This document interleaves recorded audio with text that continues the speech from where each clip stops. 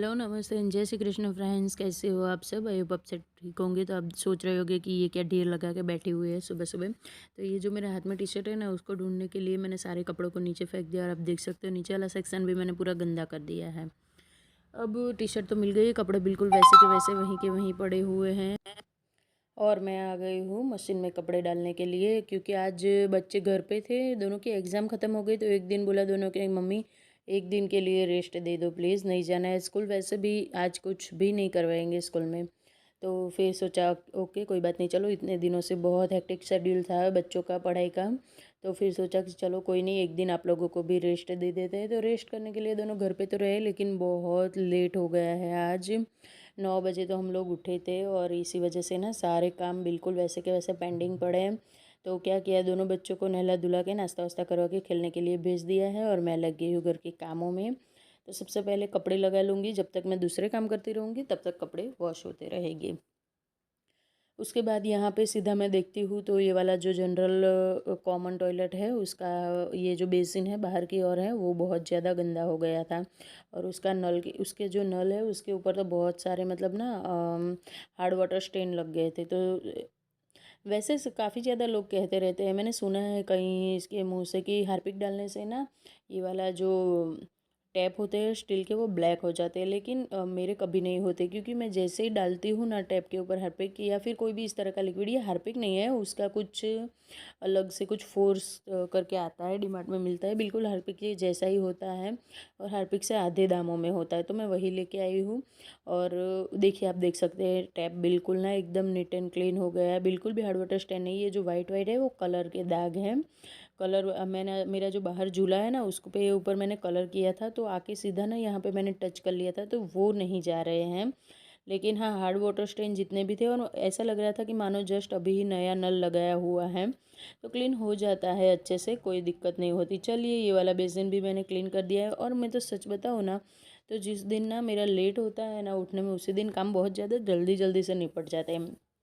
क्योंकि ना एक तरह से टेंशन रहता है कि हाँ अभी बहुत लेट हो गया है, बहुत काम पड़े हैं, ये वो डस्टिंग क्लीनिंग, और सबसे ज़्यादा टाइम तो ना सुबह सुबह डस्टिंग में ही जाता है। तो डस्टिंग के लिए तो मैंने अपना फेवरेट टूल यहाँ पे ख़रीदा हुआ है डीमार्ट से। आप लोगों को पता है, आप ऑलमोस्ट मेरे काफ़ी ज़्यादा व्लॉग्स में इसको क्लीनिंग करते हुए देखते हो।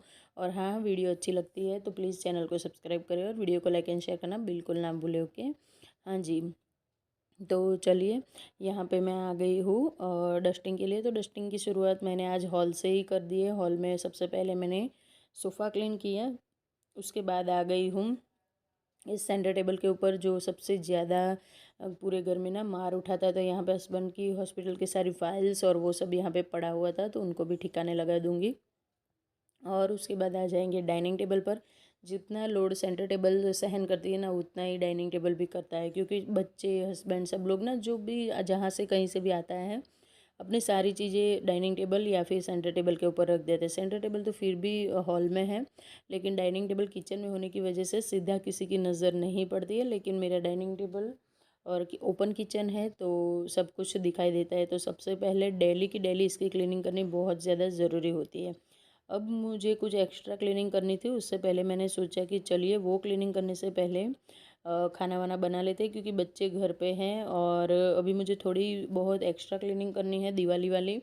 तो उस वजह से ना थोड़ा टाइम भी लगता है उस तरह की क्लीनिंग में। तो फिर सोचा चलिए कोई नहीं, बच्चों को सबसे पहले बच्चों के लिए खाना बना के रख देती हूँ, फिर जब भी उन्हें भूख लगेगी आके खा लेंगे। और बच्चे ना खेलते हैं ना तो ज़्यादा भूख लगती है उनको, और जिस दिन घर पे होता है उस दिन तो क्या ही बोलना भूख के बारे में।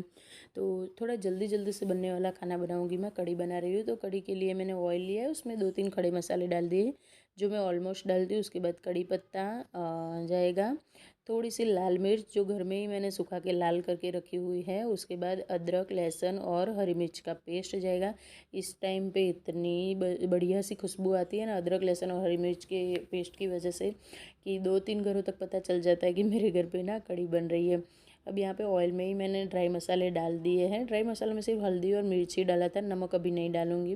वैसे कभी कभार मैं साथ में भी डाल देती हूँ, मेरी कढ़ी कभी भी फटती नहीं है। अब यहाँ पे मुझे छाछ थोड़ी कम लग रही थी, तो फिर मैंने एक और पैकेट आधा डाल दिया, आधे से थोड़ा ज़्यादा ही डाल दिया था।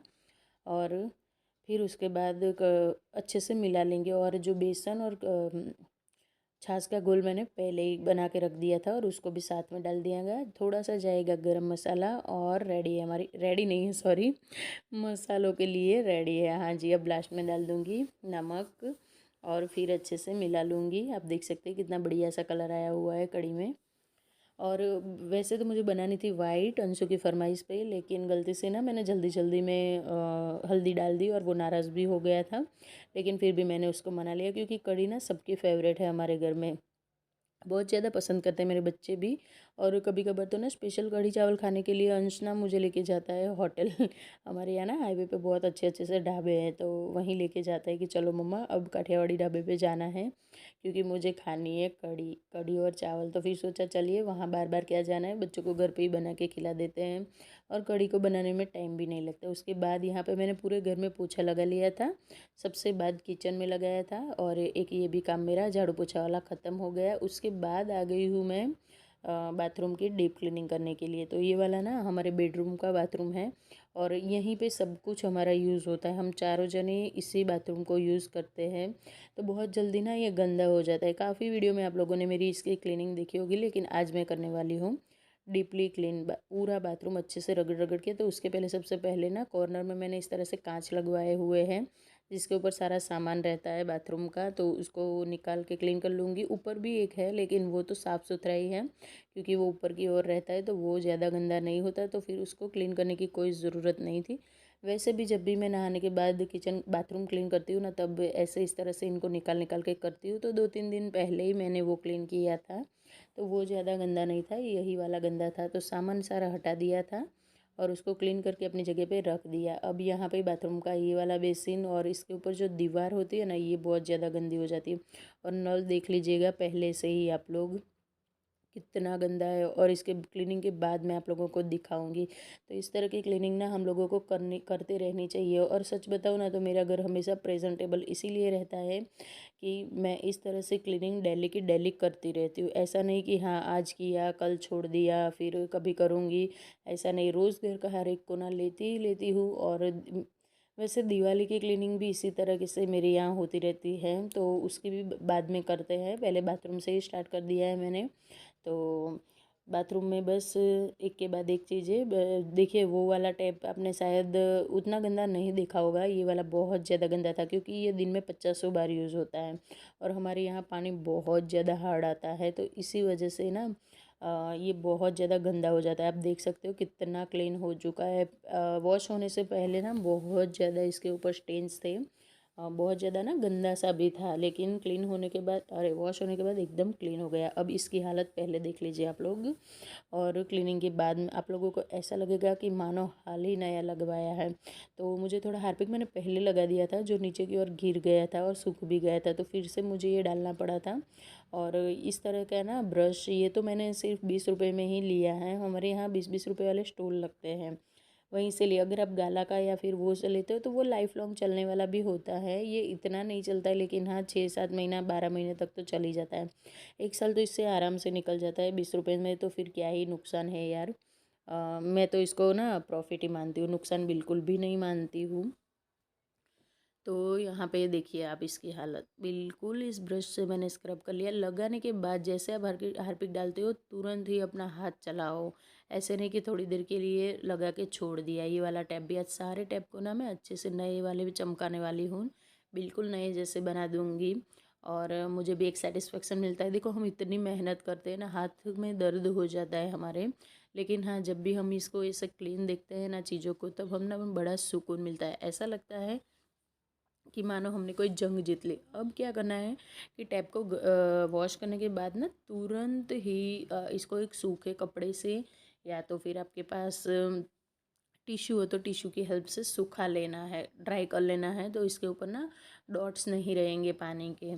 तो बिल्कुल मैंने उसी तरह से ये जो फ्लश होता है हमारा, उसका जो फ्लश वाला वो भी टैप मैंने क्लीन कर लिया था। और अब आ गई है बाथरूम की दीवारों का नंबर। वैसे ज़्यादातर तो मैं ना अपने ब्लीचिंग से ही वॉश करती हूँ, जो वाइटनर होता है कपड़ों वाला, उससे भी बहुत बढ़िया क्लीनिंग हो जाती है। लेकिन इस बार मैंने ये हार्पिक, कभी कभी हर बार ना चीज़ें चेंज करती रहती हूँ, ऐसा नहीं कि हाँ एक ही चीज़ यूज़ करनी है।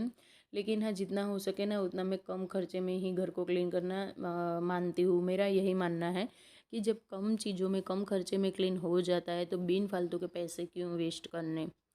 ओके, चलिए ये तो सिर्फ मुझे 50 या 60 रुपये में ही बॉटल मिला था, इसीलिए मैं लेके आई थी 50 या 60 रुपीज़ का।